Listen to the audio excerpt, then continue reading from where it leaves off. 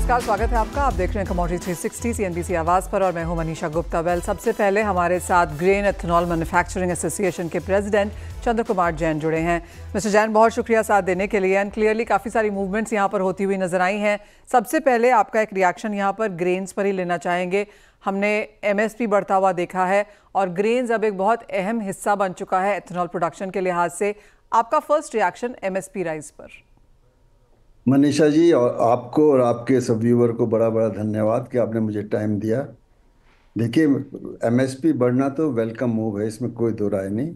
हम सब चाहते हैं कि फार्मर्स का भला हो, उन्हें ज़्यादा पैसे मिले, लेकिन बायर को भी इतनी हिम्मत होनी चाहिए कि वो उस रेट पे खरीद सके। तो मैं आपको अब थोड़ी सी हिस्ट्री बताना चाहता हूँ इस सारे इसकी।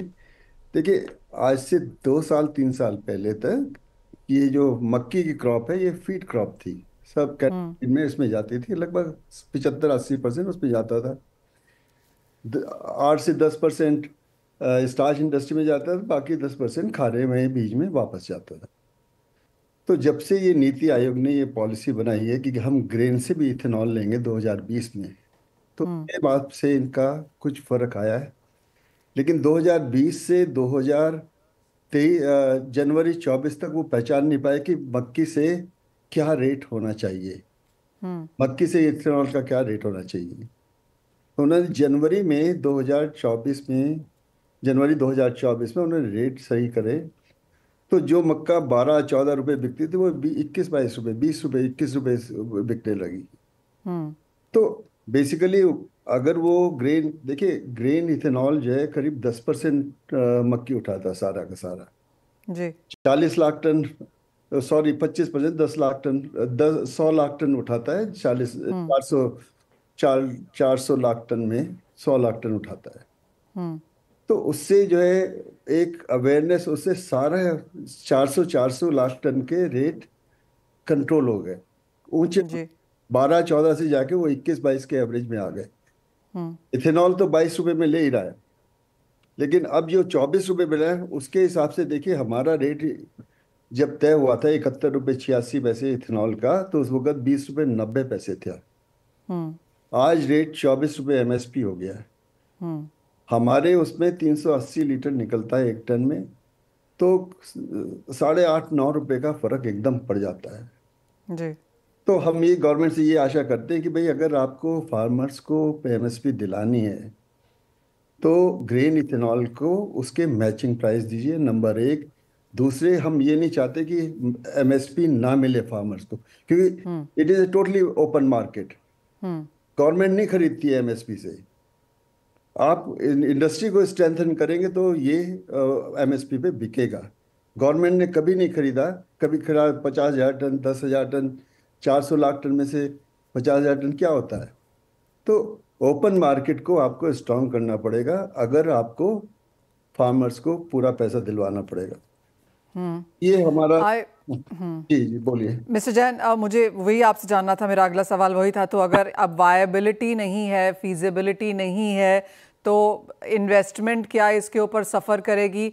क्या इंडस्ट्री को इंसेंटिव चाहिए होगा? क्या कोई कॉन्वर्सेशन जारी है सरकार से उसके लिए?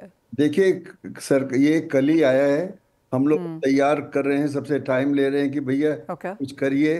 देखिए, इन्वेस्टमेंट तो इसमें हो चुका है। हजार जो हमारी एसोसिएशन जो ग्रेन है, वो 1,000 करोड़ लीटर टोटल इनकी रिक्वायरमेंट में 600 करोड़ लीटर दे रहा है, और सारे के सारे प्रॉब्लम में हैं। और देखिए, अगर इनके प्राइस सही नहीं हुए तो ये हमारा जो 20% ब्लेंडिंग का प्रोग्राम, ये 1-2 साल नहीं चलने वाला है। इसके रेट सही करने पड़ेंगे अगर फार्मर को सही रेट दिलाना है तो ये दोनों लिंक्ड है। नया इन्वेस्टमेंट का तो कोई मतलब ही नहीं, जो पुराने हैं वो सर्वाइव कर जाए, वो एनपीए से बच जाए, आज उसकी चिंता होनी चाहिए। 40,000 करोड़ का इन्वेस्टमेंट हुआ है 1,000 करोड़ की इंडस्ट्री में। 1,000 करोड़ लीटर हम लोग देते हैं। तो ये सारी की सारी बातें हैं जिसमें जो जरूरी है। अच्छा, दूसरी चीज इसमें ये है कि मक्की हमारे यहाँ इंटरनेशनल स्टैंडर्ड से सबसे कम पैदा होती है, उत्पादकता सबसे कम है। उसको काम करने की जरूरत है, उसकी गुणवत्ता, उसकी क्वालिटी पे काम करने की जरूरत है।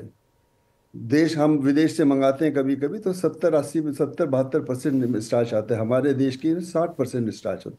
तो ये सब की बहुत जरूरत है। फार्मर को रिच बनाने के लिए सिर्फ एमएसपी से काम नहीं होगा। एमएसपी के साथ जो है, जो बायर है, जो मेन बायर इस वक्त बन गया है। देखिए, जब रेट ऊपर बढ़ते हैं तो कैटल फीड वाले, पोल्ट्री वाले चिल्लाते हैं कि हमारे पोल्ट्री में तो एमएसपी है नहीं, हम महंगा कैसे लेंगे। जी। तो वो भी परेशानी में आ जाते हैं। तो हमें पूरा होलिस्टिक व्यू लेना पड़ेगा कि ओपन मार्केट में ये कैसे 24 रुपये फार्मर को मिले। पिछले साल मिस्टर जैन, अगर जस्ट एक सेंस लेने की मैं यहाँ पर कोशिश करूँ, अगर एमएसपी यहाँ पर 2400 है तो कितने ही किसानों को वो मिलता होगा एज अ प्राइस? देखिए, मैं ये समझता हूँ कि करीबन 60% को ये प्राइस मिल जाए। जो 22-25 लास्ट ईयर था, 60% को मिला है। 60% को मिला है, विच इज़ नॉट बैड। क्योंकि मैं आपको बताऊं मिस्टर जैन, मैं आज कॉटन इंडस्ट्री से बात कर रही थी और वो कह रहे थे कि 10% किसानों को ही कॉटन का एमएसपी मिलता है। तो इन दैट सेंस ये नंबर थोड़ा सा बेटर है, रिलेटिवली बेटर है। मैं इसलिए बता रहा हूँ कि ये जो 60% पे पहुंचा, ये ग्रेन इथेनॉल की वजह से पहुंचा है। इससे पहले 10% था। अच्छा। इससे पहले 10% था। ऐसा नहीं है कि मैं कोई, देखिए, और जो 40% है वो मार्जिनल फार्मर्स होते हैं। चाहे पैडी जो 30 साल से एमएसपी पे चलती है, तब भी 70% ज्यादा प्रोक्योर नहीं हो पाता एफसीआई में। तो दिस लीवरेज आपको रखना ही पड़ेगा। 60% भी अगर आपने 2400 रुपये में बिकवा दिया तो बल्ले बल्ले है सरकार की। मिस्टर जैन, अब जैसे आपने कहा कि आप लोग यहाँ पर टाइम ले रहे हैं इंडस्ट्री से और कुछ कॉन्वर्सेशंस आप सबके बीच में भी चल रही हैं, तो वो क्या रिप्रेजेंटेशन है जो आप सरकार को यहाँ पर देंगे? किस तरह का इंसेंटिव चाहिए, किस तरह का प्राइस फॉर्मूला यहाँ पर चाहिए ग्रेन टू एथेनॉल के लिहाज से? क्या क्या प्रेजेंटेशंस हैं ये? हम लोग तो पिछले साल से चिल्ला रहे हैं कि देखिए, आप एमएसपी बढ़ाए तो हमारा प्रोक्योरमेंट प्राइस बढ़ा दीजिए। हमारा procurement price OMC control by MOPNG is same for 4। तो जब इन्होंने 71 रुपये 86 पैसे का रेट जनवरी 24 में किया था, उस वक्त एमएसपी था 20 रुपये 90 पैसे। आज 3 रुपये 10 पैसे बढ़ के 24 रुपये हो गया। हमारे यहाँ 2.62 टन पर लीटर लगता है, तो ये 9 रुपये का फर्क आ जाता है एकदम। तो हम यही कह रहे हैं कि साहब, आप हमारी बैलेंस शीट देख लीजिए, आप हमारी कॉस्टिंग देख लीजिए। अगर आपको 20% का प्रोग्राम चलाना है तो आपको हमारे रेट सही करने पड़ेंगे। शुगर शुगर केन से जो पहले ये एक्चुअली ओरिजिनली शुगर मिल से, शुगर केन के इथेनॉल से ये प्रोग्राम चला था। शुगर केन की लिमिटेशन है, वो 400 करोड़ लीटर से ज़्यादा नहीं दे सकता, नहीं तो फिर आपके शुगर की शॉर्टेज इस देश में हो जाएगी। तो 400 करोड़ लीटर वो दे सकता है, और इनको चाहिए 1000 लीटर। 600 करोड़ आपको ग्रेन से लेना पड़ेगा, और ग्रेन इंडस्ट्री को हेल्दी रखना पड़ेगा।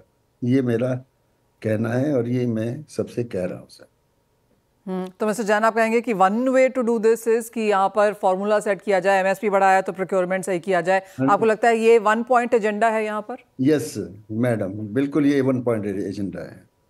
मिस्टर जैन, क्योंकि आपसे यहाँ पर बात हो ही रही है और आपने यहाँ पर स्टार्च और फीड का भी यहाँ पर जिक्र किया, आपको लगता है कि वो इंडस्ट्री भी equally if not more heat होगी इस वजह से, एमएसपी इंक्रीज से? वो तो बहुत ज्यादा हिट है, वो तो लास्ट ईयर भी बहुत हिट है।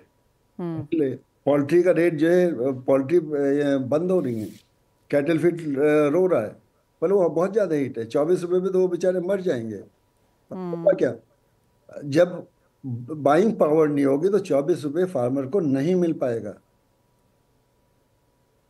अगर बाइंग पावर हम लोग पिछले साल थी तो 22-25 का हम लोगों ने लिया। अगर इथेनॉल के रेट नहीं बढ़ेंगे तो ये 24 रुपये फार्मर को नहीं मिल पाएंगे। ये मेरा मिस्टर जैन, एक फाइनल सवाल अब आपसे यहाँ पर, जिस तरह से एज ऑफ नाउ हमने स्थिति यहाँ पर बनते हुए देखी है, जैसे आपने कहा लास्ट ईयर भी फाइनली 2024 में करेक्शन यहाँ पर होता हुआ देखा, कितनी जल्दी ये आपको करेक्शन चाहिए होगा टू एंश्योर कि ये अलाइन हो जाए साथ में? कितना नुकसान यहाँ पर इंडस्ट्री आगे उठा सकती है? अब यहाँ से क्या प्लान्स हैं? आपकी बातचीत को मान लीजिए यहाँ से 1 से 3 महीने गुजर जाते हैं, सरकार इसके बीच में कुछ अनाउंस भी करती है, कितना समय है जब आप यहाँ पर सस्टेन कर पाएंगे? देखिए, हर एमएसपी के साथ हमारा अलाइन होना चाहिए। ये हमारी डिमांड है कि एमएसपी बढ़ाइए आप, हमारा प्रोक्योरमेंट प्राइस भी बढ़ा दीजिए। टाइम लगता है, सर्वाइवल जब हम लोगों ने इन्वेस्ट किया तो थोड़ा बहुत तो हमारे बिजनेस का रिस्क लेने की थोड़ा तो कैपेबिलिटी होती है, लेकिन बहुत ज़्यादा नहीं होती। तो वेट करेंगे। ये अगर एप्लीकेबल भी हुआ तो ये ESY 25-26 के लिए होगा और नवंबर से एप्लीकेबल होगा। खरीफ भी अक्टूबर से 2400 रुपये भी अक्टूबर से चालू है। तो नवंबर में हम आशा करते हैं कुछ ना कुछ हमें रिलीफ मिलेगा। ऑल राइट मिस्टर जैन, बहुत शुक्रिया हमारे साथ आज यहाँ पर जुड़ने के लिए और बहुत डिटेल में वो इंडस्ट्री समझाने के लिए भी। वेल एब्सोल्युटली, जब एमएसपी बढ़ता है तो माना यह जाता है कि किसानों के लिए बहुत अच्छी बात है, लेकिन क्लियरली जिस स्पीड से एमएसपी यहाँ पर बढ़ता जा रहा है, इंडस्ट्री को लेकर यहाँ पर काफ़ी सारी कंसर्न्स हैं और उसी के बारे में आज हमने डिटेल से चर्चा भी की है। वेल इसी के साथ एक ब्रेक का भी समय है। जब लौटेंगे तो हमारे साथ जुड़ेंगे नवनीत दमानी एंड साथ ही साथ दिनेश सोमानी जी, आपको अवगत कराने के लिए कि ट्रेडिंग स्ट्रैटेजीज अब इस लेवल पर कहाँ बनाई जाएँ।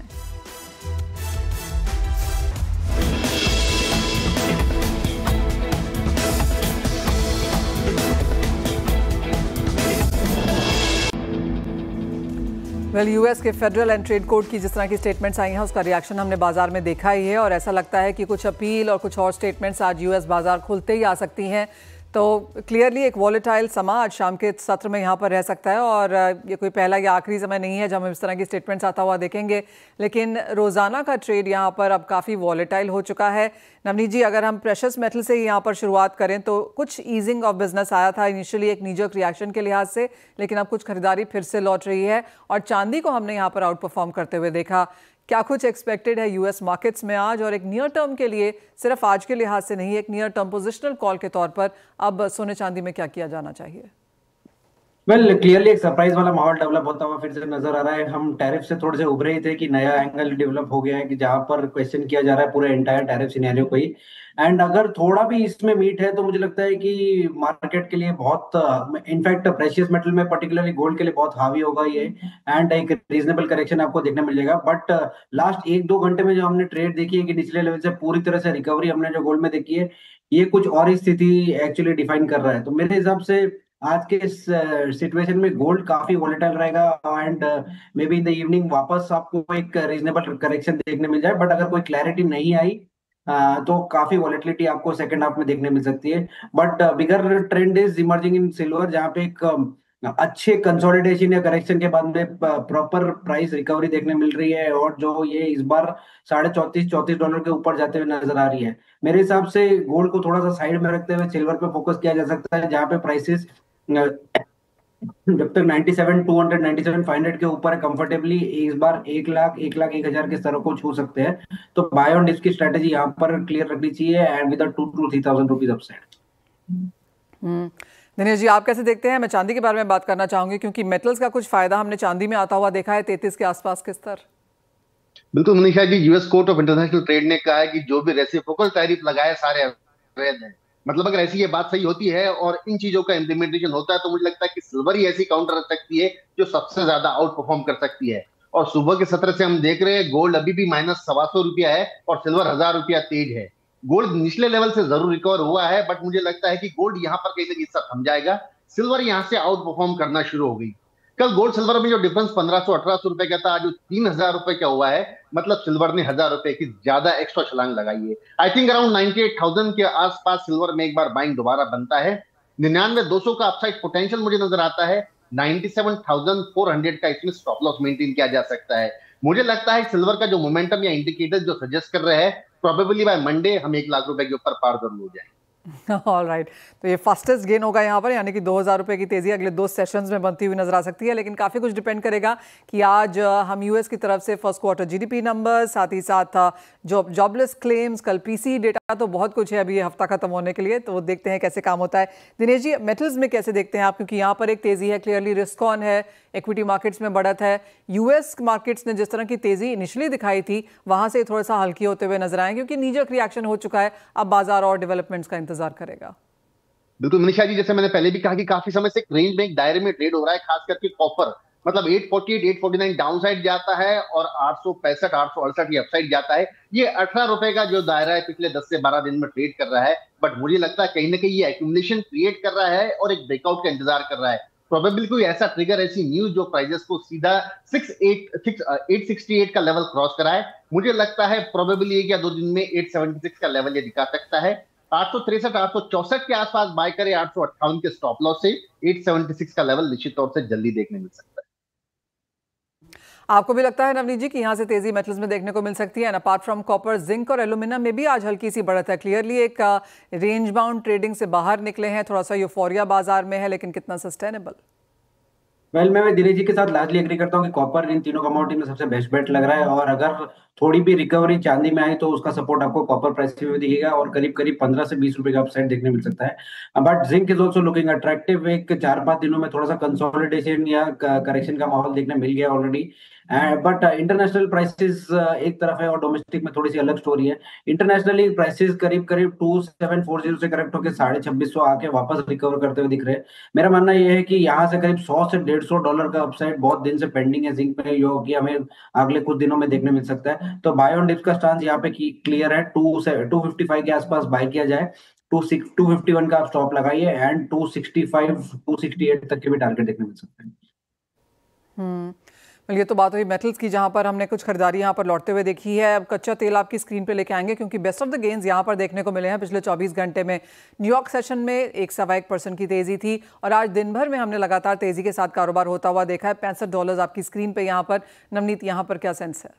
$60-61 के आसपास एक अच्छी रिकवरी हमने फिर से प्राइस में आते देखी, जो कि प्राइस को $63 के आसपास ला चुके WTI में। लार्जली बायस थोड़ा सा पॉजिटिव ही है। हमने इन्वेंट्री भी डेटा देखा, उसमें भी कुछ खास इंक्रीमेंटली ट्रेंड चेंजिंग नहीं लगा। तो इस बार ऐसा लग रहा है कि प्राइसेस मोमेंटम थोड़ा सा पॉजिटिव साइड पर रहेगा। ऊपरी स्तरों से हमने करीब करीब 50 से 70 रुपए की मुनाफा वसूली ऑलरेडी देख ली है और अगर ये 5300 के आसपास मिले तो बेटर लेवल रहेगा बाय करने के लिए। मात्र 50 रुपए यानी 5250 का आप स्टॉप लगाइए एंड फिर से पूरा अपसाइड 5450 तक आपको देखने मिल सकता है। नेचुरल गैस भी आपकी स्क्रीन पे लेके आएंगे, क्योंकि यहाँ पर भी मार्केट ने थोड़ा सा गेन्स पिछले कुछ दिनों में बनता हुआ देखा था, लेकिन अभी भी रेजिस्टेंस फेस करता हुआ। दिनेश जी, यहाँ पर क्या राय है? बिल्कुल, ये 326-27 के लेवल कल इसने छुए थे। एक अच्छा मूव हमें देखने मिला था और वहां से एक तेज और जोरदार बिकवाली हमें देखने मिली। 305 के लेवल्स के आसपास आ चुका है। मुझे लगता है 295 296 एक अड़िया सपोर्ट जोन है। शायद इवनिंग सेशन में लेवल्स आए और वहां से एक बार दोबारा हमें रिकवरी 310 तक के लेवल के मिल सकती है। ओवरऑल काउंटर स्लगिश है, ओवरऑल मुझे लगता है कि डाउन ट्रेंड इसमें बरकरार रह सकती है। बट 295 से 310 तक का एक पुल बैक वैलिड ड्यू है, 288 के स्टॉप लॉस। एक और चीज़ दिनेश जी, मैं यहाँ पर एक्सचेंज के वॉल्यूम्स भी देख रही थी। एनसीडीएक्स की बात बाद में करेंगे, लेकिन अगर एमसीएक्स को भी यहाँ पर देखें तो 4-5 कमोडिटीज़ में मैक्सिमम यहाँ पर वॉल्यूम्स हैं। उसके अलावा कोई बहुत ज़्यादा इंटरेस्ट फिलहाल नहीं है। बिल्कुल, लेकिन जो वॉल्यूम से समझ लीजिए, आप गोल्ड में ट्रेड करते हो तो एक काउंटर अगर ट्रेड करते हो तो करीब करीब 2 करोड़ का वॉल्यूम हो जाता है। तो काफी बड़ा काउंटर है, वॉल्यूम्स ऐसे बढ़ जाते हैं। जो मेजर वोलेटिलिटी है गोल्ड, सिल्वर, क्रूड, कॉपर और नेचुरल गैस, इन पांचों कमोडिटीज में काफी अच्छी वोलेटिलिटी है और ये वोलेटिलिटी वॉल्यूम्स को ऐड करते हैं। लेकिन साथ ही साथ एक बात है, इनके जो ऑप्शंस हैं, ऑप्शंस में वॉल्यूम निरंतर बढ़ता जा रहा है और वहां पे लिक्विडिटी और डेप्थ भी काफी अच्छी हो रही है। तो मुझे लगता है काफी लोगों का रुझान जो है यहां से मुड़कर ऑप्शंस की ओर भी बढ़ रहा है और वॉल्यूम्स का इजाफा वहां से होने की पूरी संभावना है मुझे लगता है। और साथ ही साथ अगर एग्री एक्सचेंज एनसीडीएक्स की बात करें तो वहां पर किस तरह की वॉल्यूम्स हैं? मेरे हिसाब से 600-700 करोड़ का वॉल्यूम पर डे होगा। सुबह से शाम तक का समय निकालना भी काफी मुश्किल हो जाता है। मतलब स्क्रीन भी अगर हम देखते हैं तो वोलेटिलिटी बिल्कुल सी नहीं है, डेप्थ नहीं है, वोलेटिलिटी नहीं है, अनलेस एंड अनटिल कोई नई कमोडिटी जिसमें ऐड ऑन होती है। मुझे लगता है यहाँ पर एक डल से काउंटर कंटिन्यू रह सकते हैं और साथ ही साथ जो गवर्नमेंट का इंटरफेरेंस है ये भी मुझे लगता है कि ट्रेडर को दूर रख रहा है। काफी समय से मतलब एक रेंज में ही चल रही सारी की सारी कमोडिटीज। आप ग्वार देख लो तो 5100 से 5300 का दायरा बहुत समय से मेंटेन कर रहा है। अगर आप हीरा देखो तो 20,000 से 25,000 का दायरा मेंटेन कर रहा है। अगर आप हल्दी देखो तो 13,500 से 14,500 का लेवल ये मेंटेन कर रही है। कोको भी अगर आप देखो तो डाउन साइड में 28 और अपसाइड 3030 लेवल मेंटेन कर। तो एक रेंज बाउंड एक्टिविटी है, कोई फ्रेश ट्रिगर नहीं है। तो मुझे नहीं लगता कि कोई बहुत बड़ा वॉल्यूम का स्पॉट आ सकता है इसमें, अनलेस एंड अनटिल कोई वॉल्यूम्स में कोई नई कमोडिटीज ऐड हो या इसकी ऑप्शंस एक्टिव हो जाए। तो काफ़ी सारे इफ्स एंड बट्स हैं यहाँ पर और of course non agree exchange में कुछ दायरे में ही कमोडिटीज़ हैं जहाँ पर वॉल्यूम अच्छा है, लेकिन एग्रीकल्चर में यहाँ पर काफ़ी कुछ करने की ज़रूरत है। और जैसे दिनेश जी ने कहा भी कि सरकार की तरफ से बात करने की ज़रूरत है और एक पेपर बनाने की ज़रूरत है जहाँ पर हम यहाँ पर बेहतर काम कर सकें। डॉलर इंडेक्स आपकी स्क्रीन पे लेके आएंगे, क्योंकि coming back to the charts here Navneet, ये एक और एरिया है जहां पर एक नीजक रिएक्शन हमने आता हुआ देखा। 100 के ऊपर तक के लेवल यहां पर बने थे, उसके बाद यहां पर भी हल्की सी मुनाफा वसूली, 0.5% की गिरावट। यूएस मार्केट्स जस्ट खुलने की तैयारी में। काफी रेंज बाउंड हो गया डॉलर इंडेक्स भी। एक अच्छे फॉल के बाद में 98 का स्तर छू के वापस 102 जाके करीब करीब 100 के आसपास होवर कर रहा है। मेरे हिसाब से अगले कुछ दिन यही रेंज में होवर करता हुआ नजर आएगा, जहाँ पे 9850 on the lower side and 101 on the higher side ये टाइम जोन में थोड़ा सा टाइम स्पेंड करेगा। बट डॉलर इंडेक्स और मेटल्स के बीच में और डॉलर इंडेक्स और यूएसडी आईएनआर के बीच में काफी डिटैचमेंट है। जो पहले एक अच्छा खासा कोरिलेशन हुआ करता था वो अभी नहीं देखने मिल रहा है। तो डॉलर इंडेक्स आइसोलेशन में थोड़ा सा रेंज बाउंड हो जाएगा, बट मेटल्स में और मे बी यूएसडी आईएनआर में वोलेटिलिटी अगले कुछ दिनों के लिए भी कंटिन्यू रह सकती है। रुपए पे आपको लेकर क्या सेंस है दिनेश जी यहाँ पर, क्योंकि रुपए में भी रेंज बाउंड ट्रेड बनता हुआ नजर आया है। लुक्स लाइक यही एक थीम बन गया है, क्योंकि इतने सारे कॉन्ट्रडिक्टिंग, कंफ्यूजिंग, पुलिंग फंडामेंटल्स हैं कि मार्केट में ना सिर्फ वॉल्यूम गिर रहा है बल्कि रेंज भी कमजोर होती हुई। बिल्कुल, एक बड़ा रेंज ऑलरेडी उसका हो चुका है इस साल का। मुझे लगता है कि 84-40, 84-60 ये डाउन साइड ज्यादा से ज्यादा मुझे लगता है। अपसाइड मुझे लगता है कि 86-86-20 या दायरा मेंटेन करेगा। लेकिन इंट्राडे जो मूव है इसका ये करीब करीब 5% आधा परसेंट का दे देता है, जो कि M6 कमोडिटीज को काफी ऊपर नीचे कर देता है। तो अच्छी खासी वॉल्टिलिटी यहाँ पर मार्केट्स में बरकरार बनती हुई नजर आई है, और उठापटक जिस तरह से हमने मार्केट्स में आते हुए देखी है उसका भी असर है। जाने से पहले दिनेश जी, जिस तरह से हमने एमएसपीज यहाँ पर बढ़ते हुए देखे हैं उसका कोई इंपैक्ट आता हुआ देखते हैं, चाहे धान, दलहन, तिलहन में? ऑफकोर्स ज़्यादातर मार्केट पार्टिसिपेंट जिनसे हमने बात की है उनका यही कहना है कि बहुत खुश नहीं है वो एमएसपी हाइक से।